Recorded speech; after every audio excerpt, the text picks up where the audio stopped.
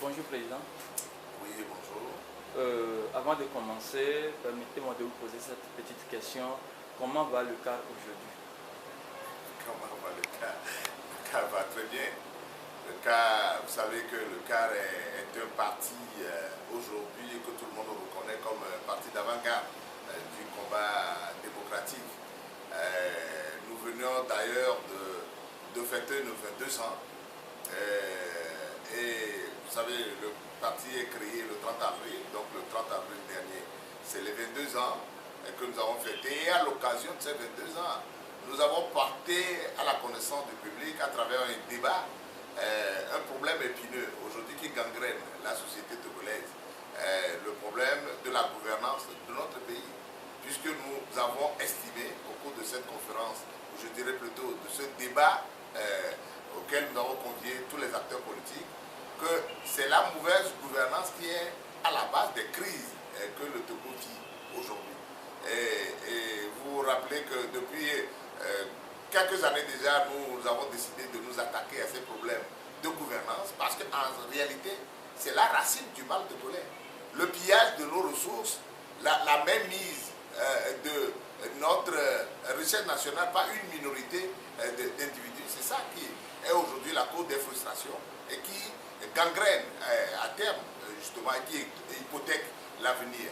Donc, le CAR a décidé de s'attaquer véritablement à ce problème de gouvernance à travers ces séries de communications. Donc, je dirais aujourd'hui que le CAR, qui est l'un des partis membres de la coalition arc-en-ciel, aujourd'hui se porte très bien, et la coalition avec. Merci Président. Le recensement dans les deux zones vient de finir. Comment avez-vous trouvé les procédures? Oui, c'est-à-dire que c'est pitoyable. C'est pitoyable parce que, avant de parler du recensement, je dirais que nous sommes au Togo aujourd'hui où on a l'impression que ceux qui gouvernent croient que c'est la loi du plus fort qui doit toujours triompher. Pendant des années, ils nous ont imposé leur volonté. 38 ans, Yadema a gouverné ce pays, son fils est venu et il croit que ce qu'ils nous ont fait pendant 38 ans pour se maintenir au pouvoir, ils vont continuer à nous le faire indéfiniment. Mais il arrivera un moment où je suis sûr que le peuple togolais criera son ras-le-bol. Et nous sommes dans cette situation aujourd'hui où le bouchon risque de sauter. Parce que nous étions dans un processus de dialogue. Nous étions en quête de dialogue.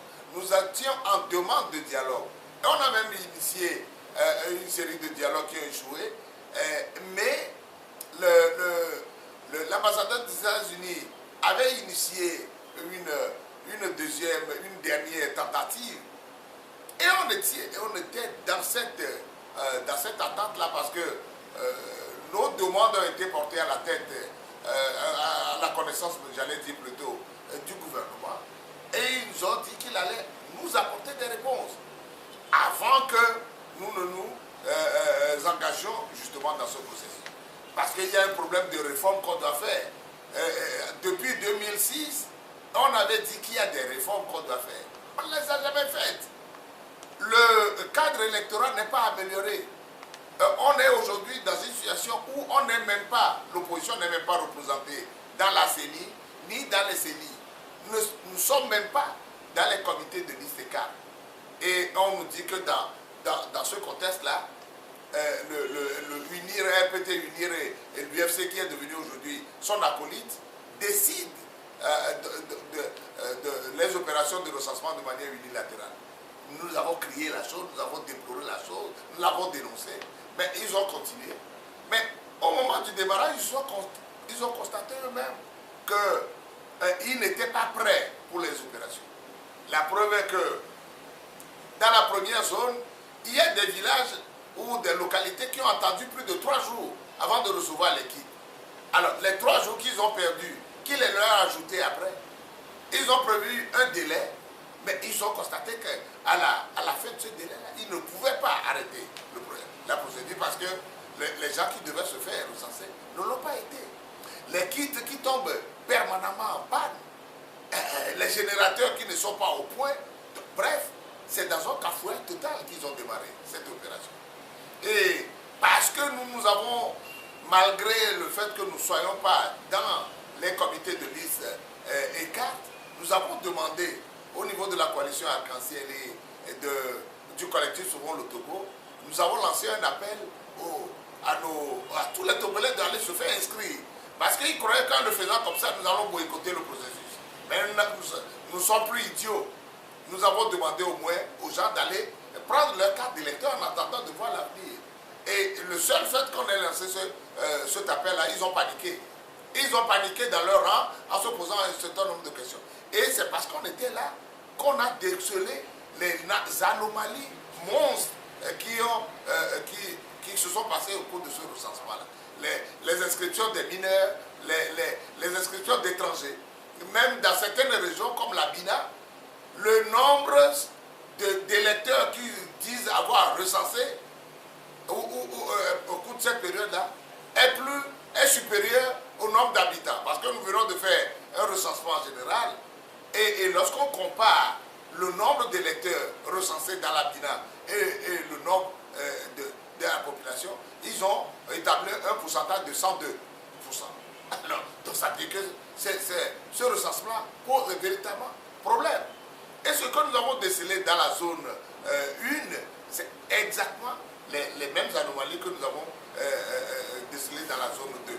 Donc, ce qui veut dire que ce recensement s'est déroulé, je le dis, je le reprécise, de manière unilatérale par une CENI totalement composée des hommes du pouvoir, mais les anomalies que nous avons décelées sont telles que ce fichier nous pose énormément des problèmes aujourd'hui. Et pensez-vous que les Togolais iront aux urnes avec ce fichier?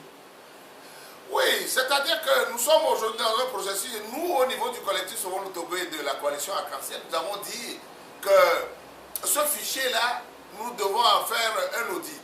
Il faut auditer le fichier et dépouiller ce fichier-là de tout ce qui est aujourd'hui incongruité pour qu'on ait un fichier non corrompu et pour pouvoir aller à des élections propres. Si réellement, tant est que ces gens-là veulent qu'on aille réellement à des élections propres.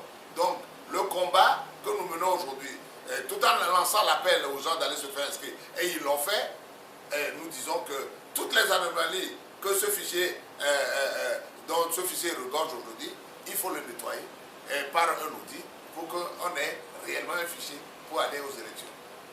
Oui, Monsieur le Président, le ministre Bawara, dans une émission sur Africa New Room, sur Africa 24 bien sûr, le lundi 29 avril 2013, a affirmé pendant 9 minutes 47 secondes que pour Maître Apevon, le cadre électoral est parfait.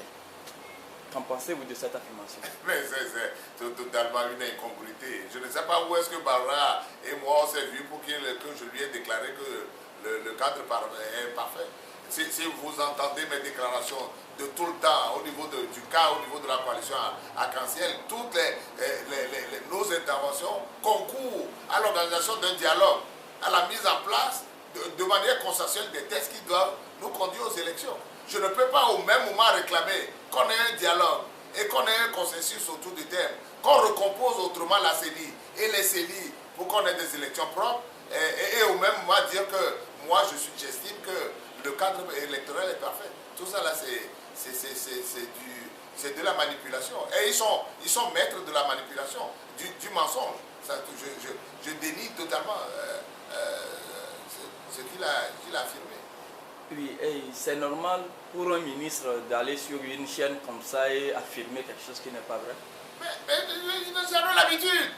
La preuve est que la chaîne dont vous parlez, peut-être qu'il n'avait pas cru que les Togolais feraient la chose, puisque en réalité, l'action qu'ils mènent souvent, c'est en direction de la communauté internationale.